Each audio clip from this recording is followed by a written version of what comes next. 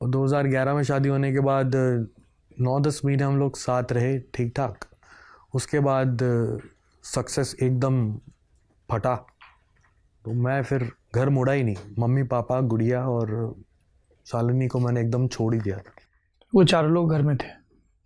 भूल गया था उनको मैं। दौलत, शौहरत, नशा, औरत, ये सब में घुस गया था। बहुत ख़राब किया वो तभी कह रहा हूँ, स्पिरिचुअल थोड़ा ना था, कहीं भी स्पिरिचुअलिटी का ही। तब अभिनव आचार्य का कभी फोन आया उस दौर में? नहीं, मिलते ही नहीं थे। मिलते थे लेकिन मैं उनसे आंखें चुराता, बहुत कम, साल में एक बार ही मिल लिए तो मैं आंखें चुराता था उनसे। तो मुझे पता है कि वो पढ़ लेंगे सब कुछ, डरता था उनसे।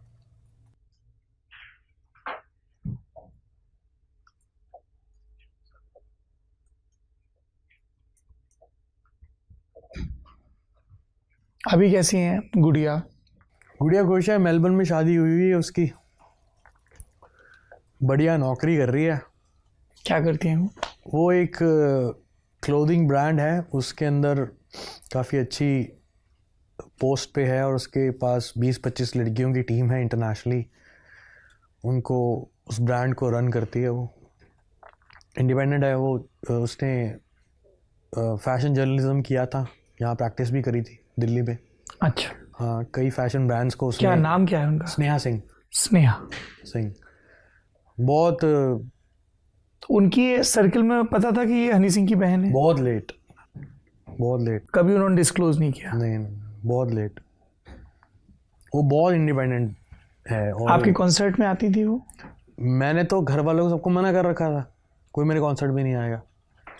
तो ये एक बार ही पहुँच गई। कहाँ पे? दिल्ली में? दिल्ली में कॉन्सर्ट था, पता नहीं। तो मेरी एक आदत है कि दुश्मनदारी इतनी है, उस ज़माने में और थी। तो मैं जब स्टेज पे चढ़ता था तो मेरा होता था कि मैंने 1.5 मिनट में पहले तो स्कैन करना है कि साला कौन फ़ैन है और कौन लठ मारने आया, कौन अंडा मारने आया। तो मैं स्कैन करता था गाते गाते। अच्छा, ये शरारती लड़के हैं, इनको बाद में देखेंगे, यहाँ लड़कियाँ खड़ी हैं, ठीक है। तो मैं स्कैन करता था सारा क्राउड 1-1.25 मिनट में परफॉर्म करते करते।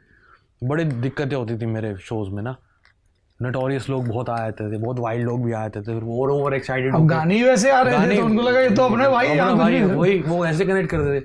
तो मेरा एक फर्ज होता था, मैं स्कैन करता था। मैं बस स्कैन करा तो राइट साइड पे क्राउड में गुड़िया ऐसे छुपी हुई।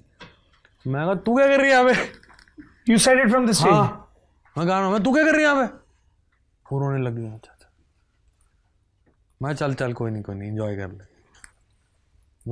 रोई खूब। फिर घर आके बोल रही सबको कि भाई तो स्टार बन गया। लेकिन अजीब सा ही रहा सब कुछ अब, लेकिन बहुत बढ़िया है। जब से भोलेनाथ मिले ना, तब से बहुत बढ़िया जिंदगी। कैसे मिले भोलेनाथ? उसके पीछे भी एक कहानी है। मैं जब बीमार था तो सर, बाइपोलर डिसऑर्डर के बारे में आपको थोड़ा सा बताता हूँ जी। कि ये एक ऐसी बीमारी होती है कि जिसमें दिमाग मनगढ़ंत चीज़ें इमेजिन करता है विद 1000% श्योरिटी कि ये सब सच है, और आपको दिखने लग जाता है वो कि ये सब हो रहा है, और आपको सस्पिशियस थॉट्स आते हैं, आपको साइकोटिक थॉट्स आते हैं, वियर्ड, मतलब इस दुनिया से अलग थॉट्स आते हैं। और मुझे 30 सेकंड्स में 30,000 थॉट्स आते थे, और वो भी नेगेटिव। और ये सिलसिला 6 साल चला। मतलब ऐसे मैं सर तकरीबन 2.5 साल अपने घर से बाहर नहीं निकला, 1.5 साल अपने कमरे से बाहर नहीं निकला। नोएडा। लोग बोलते हैं कोविड हुआ 3 महीने हम घर से बाहर नहीं निकले, यार लॉकडाउन बड़ा बुरा था। 1.5 साल में अपने कमरे से बाहर नहीं निकला। मैं नहाता भी था तो वॉशरूम का दरवाज़ा खोल के नहाता था, मुझे डर लगता था, इतना फियर था, किसी से मिलता नहीं था। मैंने 5 साल में पता कितनी बात करी होगी?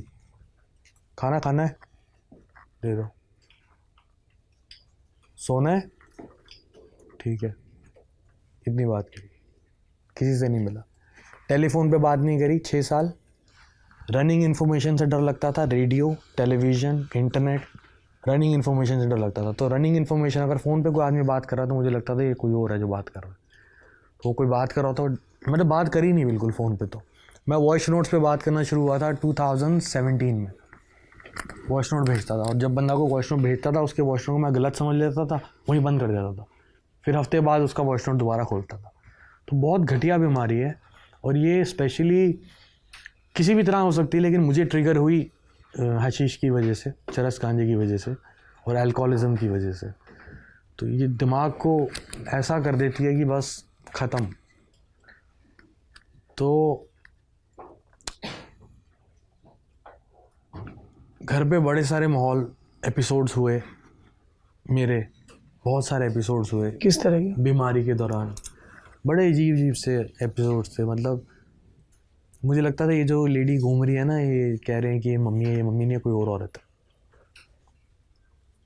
ये पापा थोड़ना है, ये मेरी वाइफ थोड़ना है, ये गुड़िया थोड़ना है, कोई और। मैं उन यकीन मान लो मेरे से बात कर रहे थे,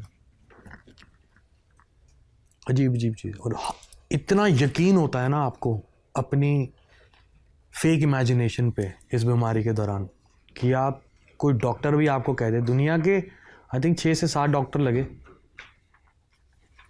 कई डॉक्टरों ने तो जवाब दे दिया था कि इसका केस इतना ख़राब है कि ये अब सारी ज़िंदगी दवाई खाएगा, रोटी खाएगा और सोएगा। लेकिन यहाँ देखो बैठे हैं, हर हर महादेव। कहाँ कहाँ इलाज चला? मेरे घर पे ही आते थे सारे, दिल्ली में ही इलाज चला सारा। लेकिन बाहर के डॉक्टर्स जितने आते थे वो सबसे अपॉइंटमेंट्स दिल्ली में होती। मैं दिल्ली तो छोड़ा ही नहीं ना, मैंने बिल्कुल छोड़ा ही नहीं, दिल्ली में ही रहा। और फैमिली ने आपका साथ नहीं छोड़ा? बिल्कुल नहीं, जो सबसे इम्पोर्टेंट बात है। बिल्कुल नहीं छोड़ा। मम्मी पापा गुड़िया शालिनी बिल्कुल नहीं छोड़ा।